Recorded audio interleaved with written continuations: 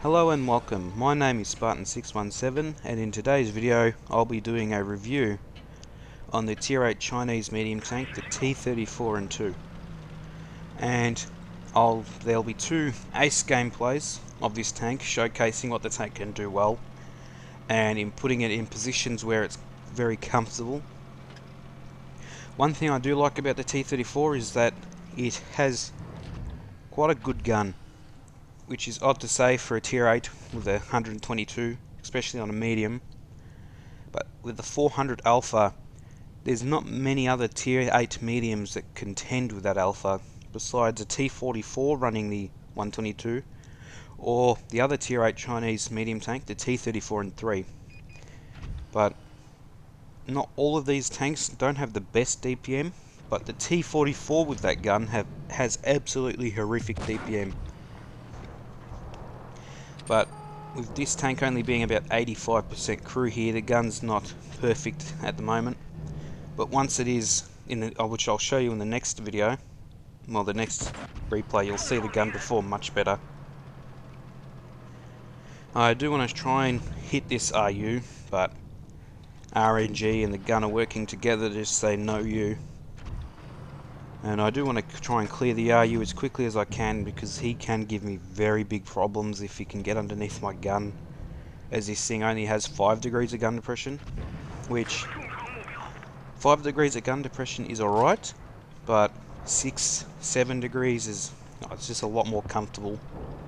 But 5 degrees is livable, you can live with it, you can work around it, get a very lucky shot there.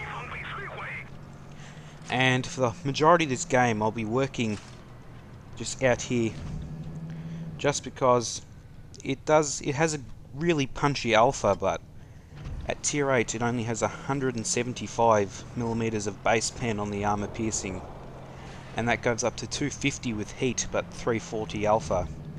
So realistically, in a one-on-one engagement in close quarters combat, if you bounce one shot or miss one shot, that's most of the time it's a quarter or a fifth of your DPM just completely gone.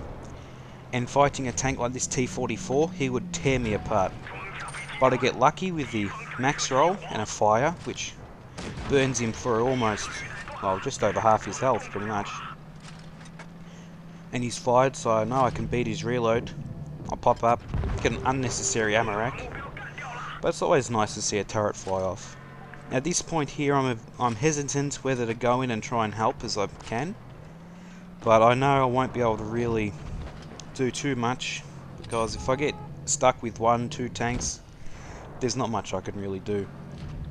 The Emil's over there. I want to try and get this T-20 from shooting him, but T-20 doesn't come out. I look for the shot on this SU and fuck that up, and then I decide, yeah, I'm gonna back off, get in some bushes on a little hill, and try to get in more defensive position, because this does look over the cap a little bit, and most of them are in the center there, so if I can get into these bushes, I do set myself up quite well to win this 1 versus 4 that it will become. The mill does go down, leaving myself in a 1 versus 4.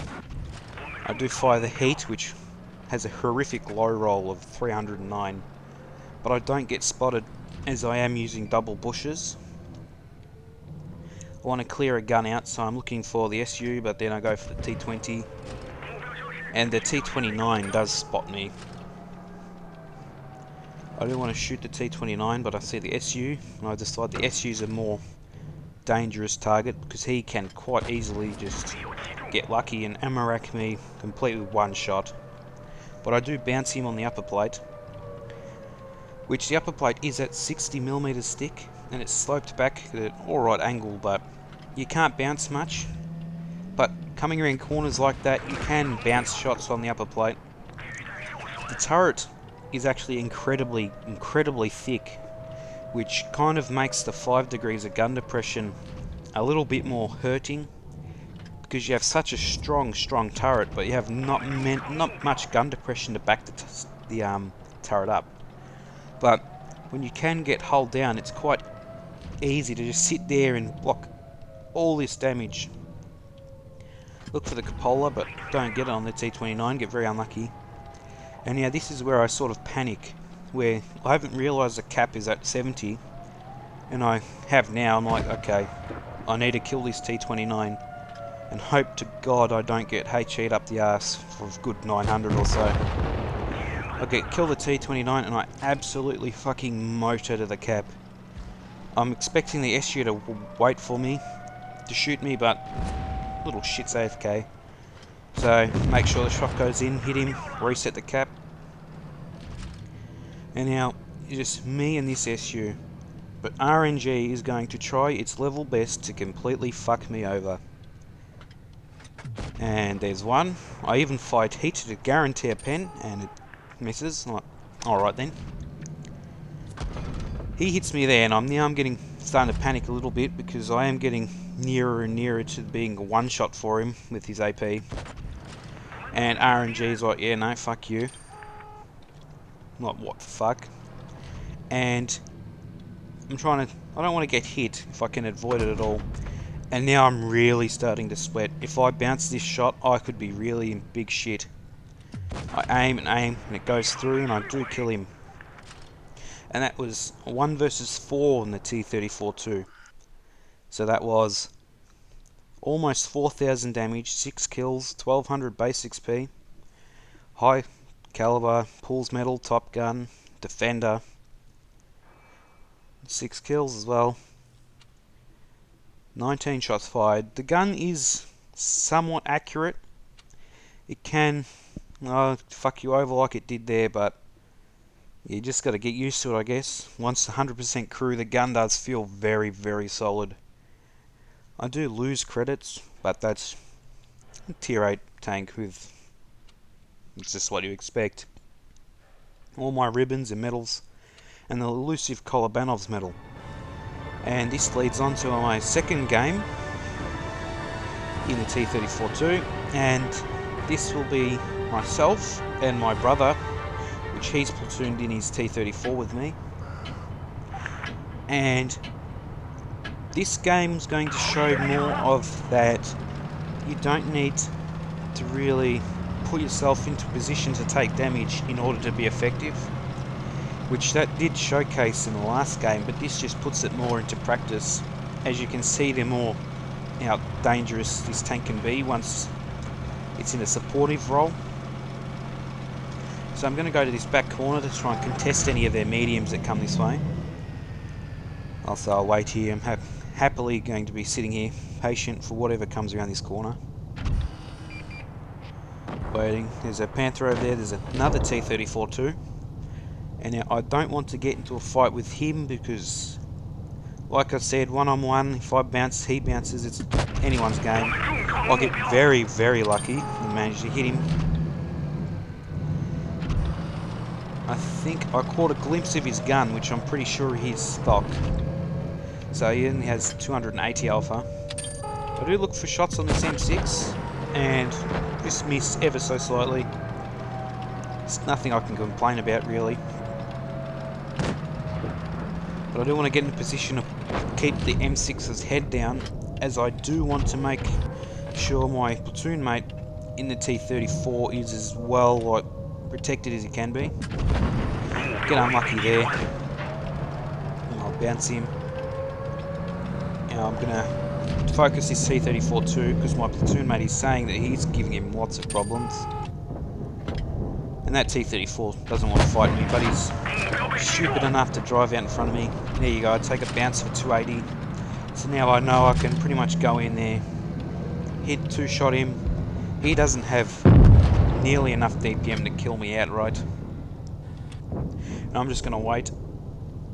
I have no reason to be aggressive at this point. There's a Panther, so I do want to make sure I hit the Panther to... if worst comes to worst, I do have to engage them in a 2 versus 1. I do want to be able to have the upper hand in HP. And I look for this T-30, the M6 again, and I find him. That's the type of shots you can get quite often with this tank. I'm very happy I got it. The Panther is dead and this T-32 has backed up, and I am going to go get him. I get lucky bounce, hit him. I want to go back up behind this rock to avoid that Borsig, but I think pretty sure he had fired, so not any immediate danger. He bounces again.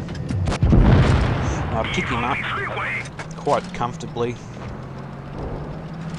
And now this is where the HE on this thing, and he's getting upset with me, calling me bad.